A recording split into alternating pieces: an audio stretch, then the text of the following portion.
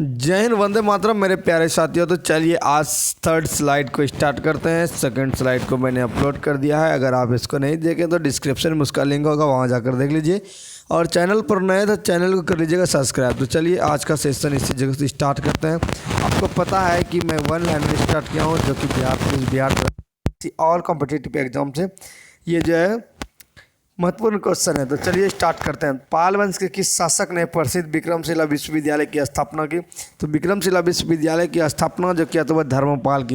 यह विक्रमशिला विश्वविद्यालय कहाँ पड़ता है? तो यह भागलपुर के कहलगांव अंतिचक में पड़ता है। कहाँ पड़ता है? सबसे तो पहले भागलपुर में, भागलपुर डिस्ट्रिक्ट में पड़ता है। अगर उस जगह की बात करें तो अंतिचक में पड़ता है। गुप्त वंश का कौन सा शासक देवराज तथा देवगुप्त के बीच नाम से जाना जाता था? तो गुप्त राज ये जो है चंद्रगुप्त द्वितीय को है देवराज और देवगुप्त के नाम से जाना जाता है। लोधी वंश के किसे शासक ने जो है भूमि के लिए एक प्रमाणिक पैमाना सिकंदरी एक गजरी का गजे सिकंदरी का प्रचलन किया था? गजे सिकंदरी सिकंदर शाह लोधी ने किया था। किसने किया था?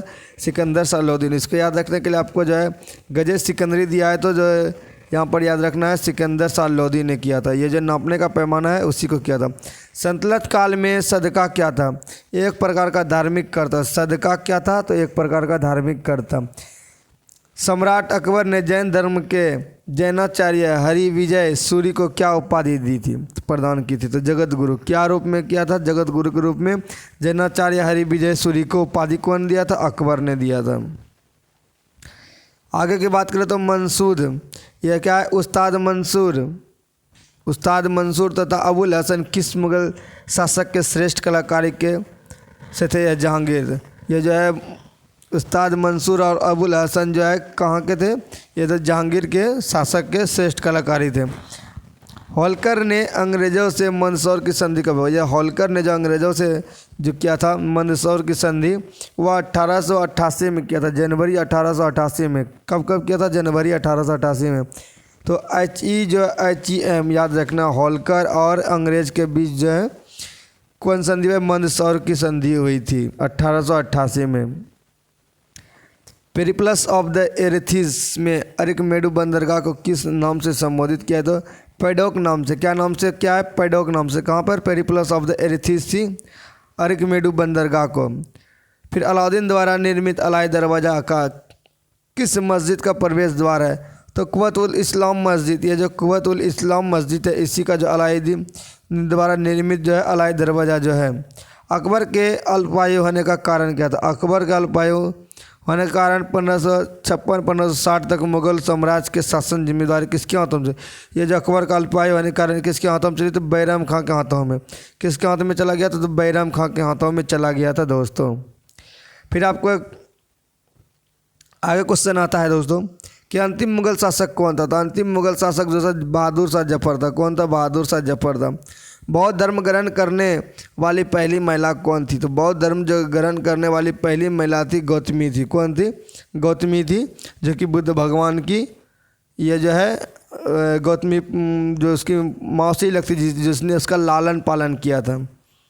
श्रीमद् भगवद गीता किस धर्म का प्रधान ग्रंथ है? तो यह जो भागवत धर्म का प्रधान ग्रंथ है श्रीमद् भगवद गीता। उसके बाद है किस सातवाहन नरेश ने गथा सप्तशती नामक महत्वपूर्ण कृति की रचना की? तो हाल ने। किसने की थी? तो हाल ने जो गाथा सप्तशती की रचना की थी। अगला है कि किस राष्ट्रकूट शासक ने एलोरा के पर्वतों को काटकर प्रसिद्ध कैलाश मंदिर का निर्माण किया? तो कृष्ण प्रथम ने। ये क्वेश्चन बार बार रिपीटेड हो रहा है।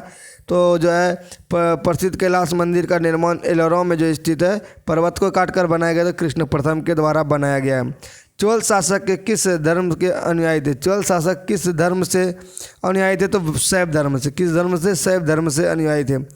किस युद्ध को जीतने के पश्चात शेर शाह ने दिल्ली में अफगान सत्ता की स्थापना की? तो चौसा का युद्ध। कब?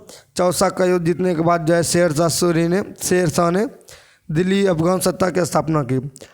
आलमगीर टीला जो 1958 में पता लगा था, कहाँ स्थित है? तो आलमगीर टीला जो है उत्तर प्रदेश मेरठ जिला में। कहाँ है? आलमगीर उत्तर प्रदेश मेरठ जिला में है। यह अभिलेख जो है किस शासक से संबंधित है? तो पुलकेशिन द्वितीय से संबंधित है, ये वाला अभिलेख से। तोलकपियम क्या है? तोलकपियम किस युग की महान कृति है? तो संगम युग की है, दक्षिण भारत की है तोलकपियम, जो कि संगम युग की है। इलाहाबाद स्तंभ लेख की रचनाकार है? तो हरिसेन है। कौन है? इलाहाबाद स्तंभ लेख की रचना हरिसेन। किस मुगल शासक को शाह, जिसको बोलते हैं शाह बेखबर के भी नाम से जाना जाता था? तो बहादुर शाह प्रथम को शाह बेखबर के भी नाम से जाना जाता था। अंतिम मुगल शासक बहादुर शाह द्वितीय की मृत्यु कहाँ हुई थी? तो रंगून में हुई थी। कहाँ हुई थी दोस्तों? तो रंगून में हुई थी। फोर्ट विलियम कहाँ पर स्थित है? तो कोलकाता में। फोर्ट विलियम कहाँ पर स्थित है? कोलकाता में स्थित है। फिर है रणजीत सिंह और ब्रिटिश कंपनी के बीच 1809 ईस्वी में कौन सी संधि हस्ताक्षरित की? तो अमृतसर की संधि। कौन सी संधि दोस्तों? तो अमृतसर की संधि जो है रणजीत सिंह और ब्रिटिश के बीच 1809 में स्थापित की गई। विजय स्तंभ का श्रेय किस ब्रिटिश अधिकारी को है? तो चार्ल्स नेपियर को है। सिंध विजय का श्रेय किस ब्रिटिश अधिकारी को? तो चार्ल्स नेपियर को है। वैदिक राजाओं द्वारा अपनी प्रजा को वसूली किए जाने वाले कर यानी उपहार का नाम क्या था? तो वैदिक राजा बलि के रूप में जो है बलि क्या था? बलि। संगम युग का ग्रंथ मणिमेकले किस धर्म की श्रेष्ठता प्रतिपादित करता है? तो बौद्ध धर्म की। किस धर्म की? कौन बुक है दोस्तों? तो ग्रंथ का नाम है मणिमेकले। यह जो है बौद्ध धर्म की श्रेष्ठता प्रतिपादित करता है।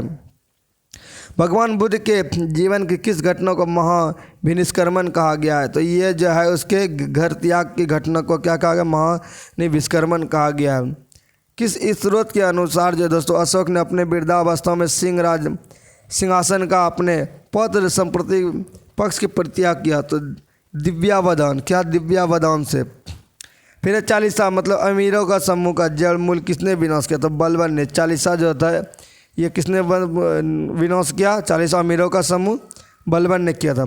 हैदराबाद नगर का संस्थापक कौन था? हैदराबाद नगर का संस्थापक था मोहम्मद अली कुतुब शाह। कौन था? मोहम्मद अली कुतुब शाह। चांद बीबी का विवाह किस राज्य के किस सुल्तान के साथ हुआ था? तो बिहापुर के अली आदिल शाह से। चांद बीबी का जो विवाह हुआ था किसके साथ? बिहापुर के अली आदिल शाह से हुआ था।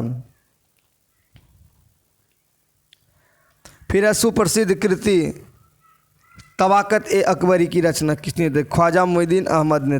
देखिए तबाकत ए अकबरी, हाँ एक है तबाकत ए अकबरी, ख्वाजा मोइनुद्दीन अहमद ने किया था। फिर सामवेद में गाने वाले विशेष को क्या कहते थे? उद्गाता कहते थे। सामवेद में जो गाता था उसको क्या कहते थे? उद्गाता कहते थे। और जो है सामवेद को जो है भारतीय संगीत का जनक भी कहा जाता है। इस वेद को भारतीय संगीत का जनक भी कहा जाता है। जैन साहित्य को किस नाम से जाना जाता है? तो जैन साहित्य को आगम के नाम से जाना जाता है। किस नाम से जाना जाता है? आगम नाम से जाना जाता है। अधिकांश विद्वानों के अनुसार सिंधु घाटी सभ्यता के निर्माता कौन थे? तो निर्माता थे द्रविड़ थे।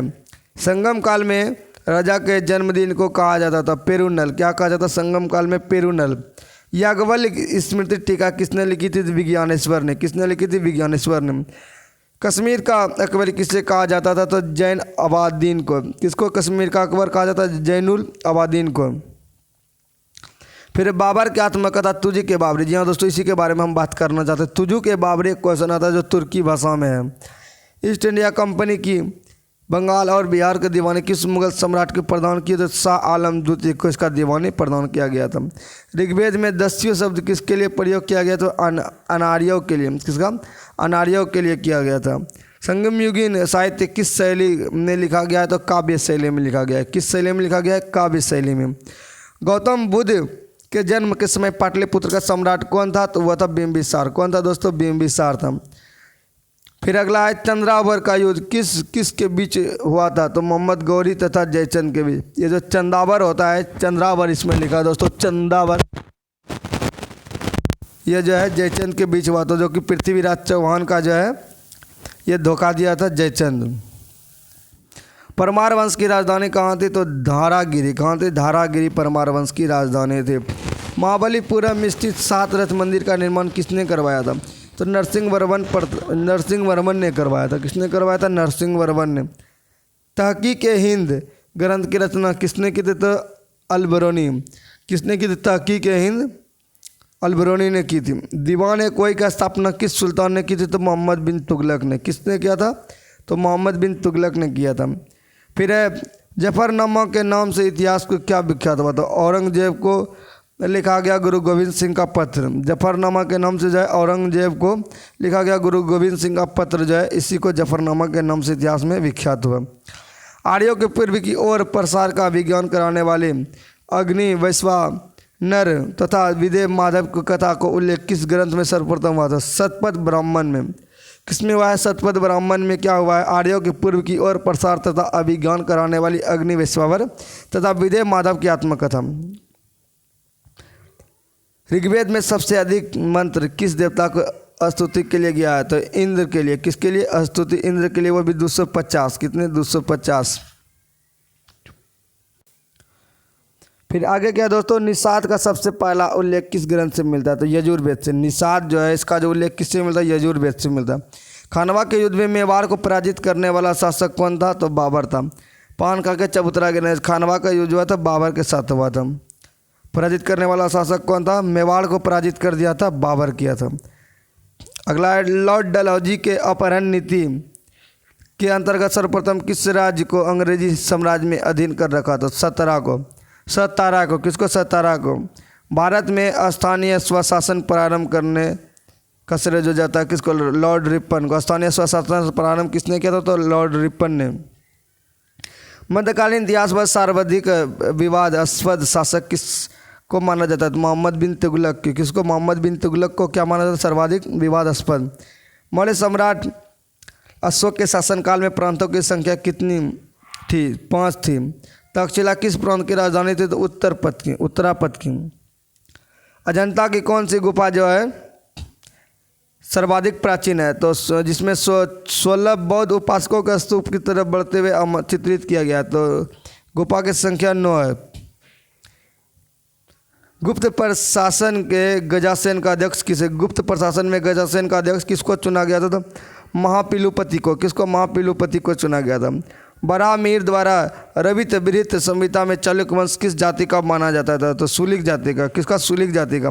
राष्ट्रकूट राजवंश में चोल लेखों के किस राज्य में सुगम वार्ता अर्थात करों को हटाने का कहा गया? तो कोलुतुंग प्रथम। कोलुतुंग प्रथम। अब कुछ ही क्वेश्चन बचे हैं दोस्तों, स्किप मत कीजिएगा। गुलाम वंश का शासक अलाउद्दीन मसूद शाह किस परिवार से संबंधित था? तो इल्तुतमिश के परिवार से संबंधित था। फिर सल्तनत काल में विद्वानों एवं धार्मिक लोगों को प्रदान की जाने वाली आर्थिक सहायता क्या कहलाती थी? तो इदरार कहलाता। क्या कहलाता? इदरार। अकबर ने 1562 में मेड़ता तथा सरफुद्दीन के नेतृत्व में विजय प्राप्त की। वह शासक था जयमल था। कौन था? जयमल था। एंग्लो इंडियन हिंदू एसोसिएशन की स्थापना किसने की थी? हेनरी विवियन डेरोजियो ने। किसने? हेनरी विवियन डेरोजियो ने। तो बस आज के लिए बस इतना ही दोस्तों। 1 स्लाइड का है। अगर इसका PDF प्राप्त करना चाहते हो तो आप जो टेलीग्राम चैनल को ज्वाइन कीजिए, आपको ये फुल PDF मिलेगा, वह भी बिल्कुल फ्री। आपको सर्च करना है सर विद्या MCQ टेलीग्राम पे, और आपको जो है वहाँ पर टेलीग्राम का चैनल मिल जाएगा। तो थैंक यू सो मच। मिलेगा नेक्स्ट वीडियो में। जय हिंद, जय भारत, वंदे मातरम।